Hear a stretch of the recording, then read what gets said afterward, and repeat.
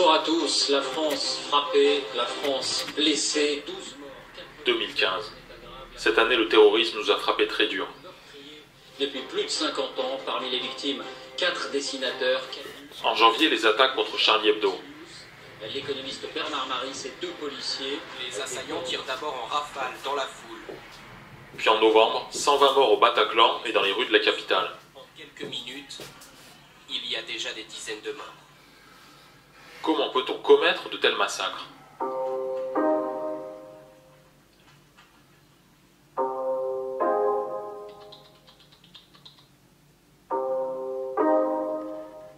Tous les grands attentats du XXIe siècle ont été perpétrés par des kamikazes. Et un seul de ces terroristes a été arrêté avant qu'il ne se tue. C'était lors des attentats de Madrid, en 2004. Il s'agit d'un Marocain, un certain Jamal Zougam.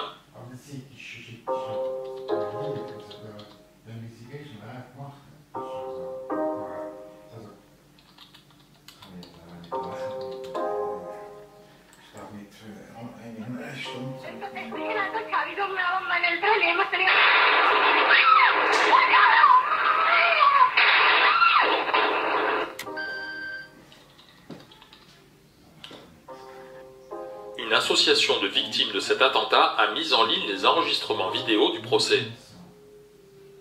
Voyons celle de Jamal Zougam. Que llegaron 2 policías en el año 2001 y cuando estaba yo y mi hermano en la tienda de la frutería y me propusieron lo mismo de que si quisiera trabajar con ellos y entonces eso es lo que pasó, me dio el teléfono pero nunca le llamé. Entonces esta persona cuando fui detenido el día 13 de marzo, 2 o 3 días después, estando en la comisaría, vino a verme. Me dijo, ¿te acuerdas de mí? Le he dicho, sí, me acuerdo de usted. Me dijo, pues si hubieras colaborado con nosotros no te hubiera pasado esto.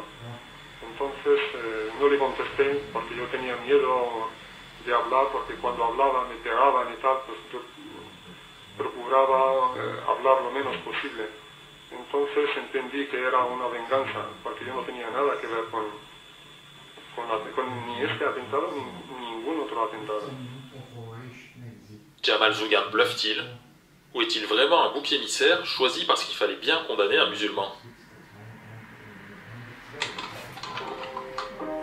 Dans une célèbre affaire de la fin du XIXe siècle, un bouc émissaire avait été injustement condamné à cause de sa religion. C'est l'affaire Dreyfus. À cette époque, une partie de la presse et de la population méprisait les juifs, considérés comme des escrocs sans scrupules. On fit donc porter le chapeau à un militaire juif, le capitaine Dreyfus, dans une affaire d'espionnage en faveur de l'Allemagne, simplement parce que ça passerait mieux si le coupable était juif. Dreyfus fut envoyé au bagne, mais grâce à l'engagement d'intellectuels comme Émile Zola et Jean Jaurès, il fut reconnu innocent au bout de plusieurs années. Revenons à Jamal Zougam. A-t-on affaire à un nouveau Dreyfus ou simplement à un affabulateur qui essaye de sauver sa tête après le carnage qu'il a commis? Avant de voir d'autres audiences, revenons au commencement de cette affaire, en mars 2004.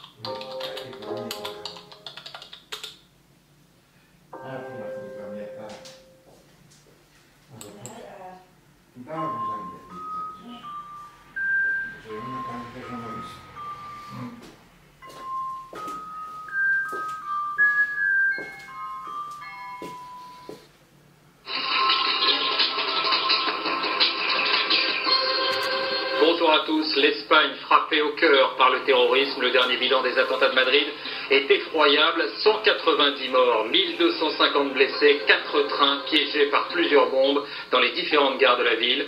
Attentat attribué à ETA par le gouvernement. C'est bien sûr le principal titre de ce journal. Jamais le pays n'avait été aussi durement éprouvé par le terrorisme.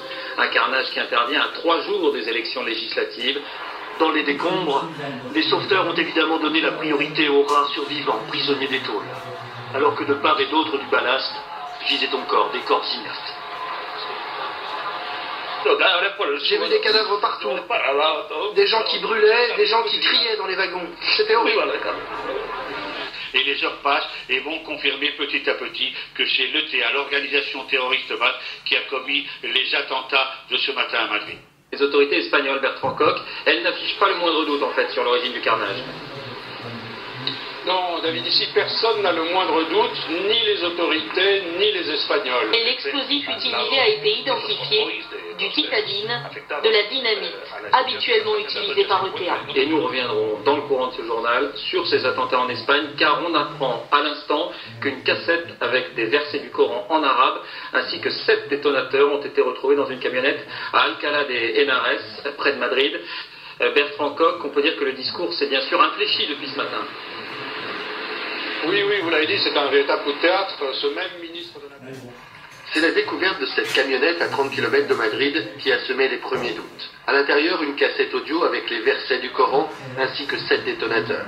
L'ombre d'Al-Qaïda.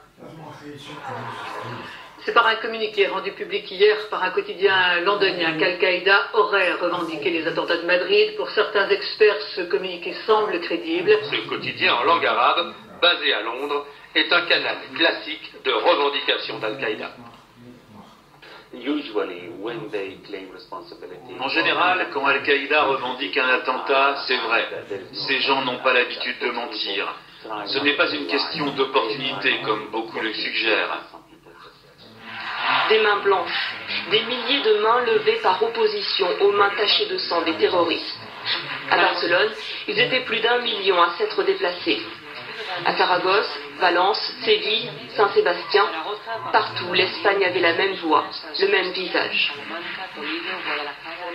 Mais tout de suite le point sur l'enquête, la piste islamiste s'affirme davantage. Pas facile de faire parler les carcasses métalliques des trains attaqués. Ce sont pourtant les principaux éléments dont dispose la police espagnole, avec en plus et par chance un étrange bagage abandonné dans cette gare d'El Pozo. Ce sac de sport, bourré de dynamite et de grenaille, prêt à exploser d'un simple coup de fil. Celui-ci n'a pas fonctionné, mais la puce téléphonique, elle, a beaucoup parlé à la police. Tout particulièrement au commissariat de ce quartier, Lavapiés, pas loin de la gare d'Atocha. Les policiers sont remontés jusqu'à cette téléboutique d'où venait la carte à puce. Les 3 Marocains arrêtés hier y travaillaient.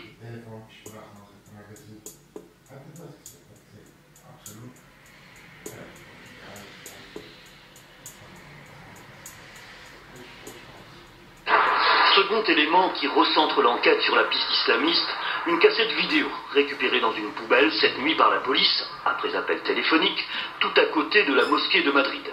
À 1h du matin, le ministre de l'Intérieur a révélé le contenu de cette revendication. L'identité de cette personne est totalement inconnue de nos services de renseignement, tout comme des attentats qui auront donc complètement changé la donne des élections législatives. En quelques jours, tout a basculé. Donné perdant par tous les sondages en milieu de semaine, le Parti socialiste revient au pouvoir. M. Aznar et ses ministres ont très mal géré les heures et les jours qui ont suivi les attentats, en s'accrochant contre toute évidence à la thèse de la culpabilité de l'ETA et en manipulant l'opinion. Et ce sont ces... Zougan a été trahi par l'un de ses téléphones, qui devait actionner le détonateur d'une bombe qui finalement n'a pas explosé. Mais alors, s'il est effectivement l'un des auteurs des attentats de jeudi dernier, pourquoi Jamal Zougan, le propriétaire de ce magasin de téléphone portable, s'est-il laissé prendre 2 jours plus tard, samedi soir, alors qu'il savait que l'une des bombes n'avait pas explosé, qu'elle avait été récupérée par la police avec ce téléphone portable qui pouvait mener jusqu'à lui. C'est l'un des mystères de cette enquête qui progresse à grands pas. Le juge chargé du dossier, une première preuve a été trouvée venant appuyer la participation de Jamel Zougam à la préparation de ces attentats. Dorothée Cachard. Jamel Zougam s'est effondré en pleurs cette nuit lors de son audition. Jamel Zougam est l'un des principaux suspects dans les attentats de Madrid. 2 rescapés affirment l'avoir vu dans l'un des trains, peu avant l'explosion. Lui disait jusqu'ici qu'il dormait chez lui ce matin-là. Or, la perquisition menée dans son magasin de téléphone mobile jeudi dernier vient d'apporter un élément de preuve, une preuve qui met à mal sa version et celle de son frère, également interpellé. Les policiers ont découvert un morceau de plastique, pas n'importe lequel. Il proviendrait du portable bricolé qui devait déclencher la bombe, qui n'a pas explosé.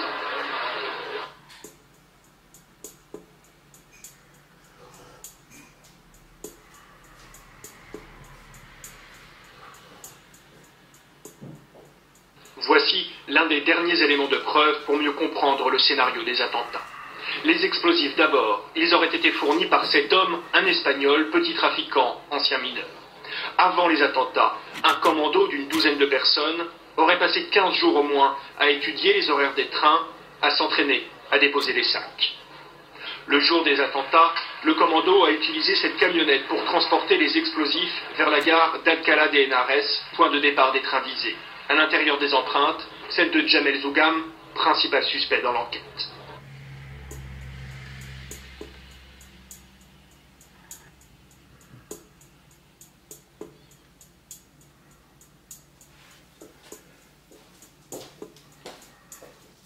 Le plus terrible attentat d'Espagne a peut-être été préparé dans cette petite bicoque. C'est la planque idéale. La maisonnette est à une trentaine de kilomètres seulement de la capitale et l'endroit est tranquille. Des empreintes, il y en avait aussi dans la maison et justement, elles appartiennent à Zougam.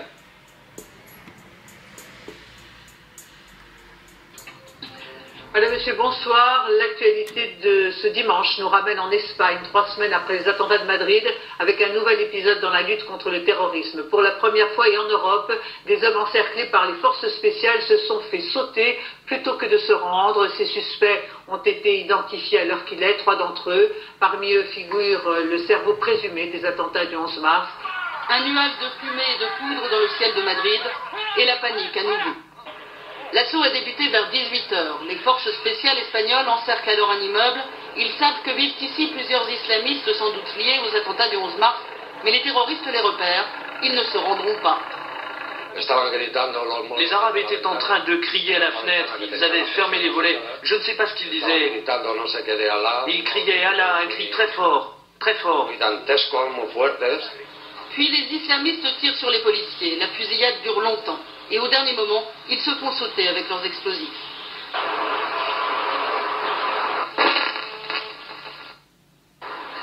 C'est grâce à leur portable que ces hommes ont été repérés et empêchés de commettre d'autres attentats. Une accélération dans l'enquête avec, nous vous le disions, la mort de celui qui est considéré comme le cerveau des attentats de Madrid.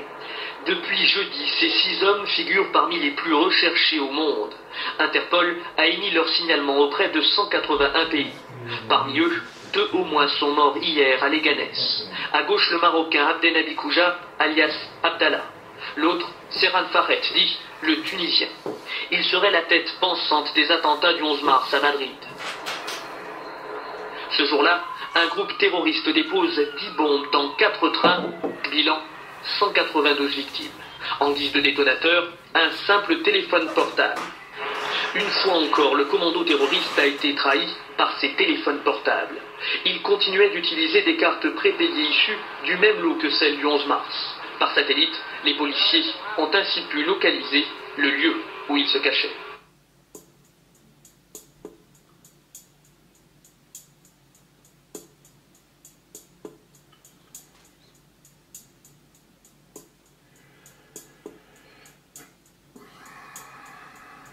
Lutte contre le terrorisme. Une vaste opération a d'ailleurs été menée aujourd'hui dans plusieurs pays européens. Un homme considéré comme l'un des cerveaux des attentats de Madrid a été arrêté en Italie, à Milan. Il s'agit de l'Égyptien Rabei Osman Sayed Ahmed. Un mandat d'arrêt avait été lancé contre lui par l'Espagne.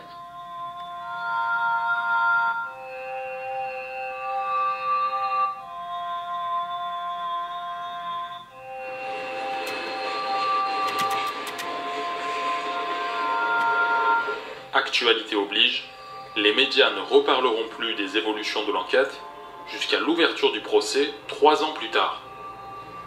Mais cette enquête a bien sûr continué pendant ces années, sous la direction du juge d'instruction Juan del Olmo. Examinons brièvement l'acte d'accusation, le document qui résume ces années d'instruction.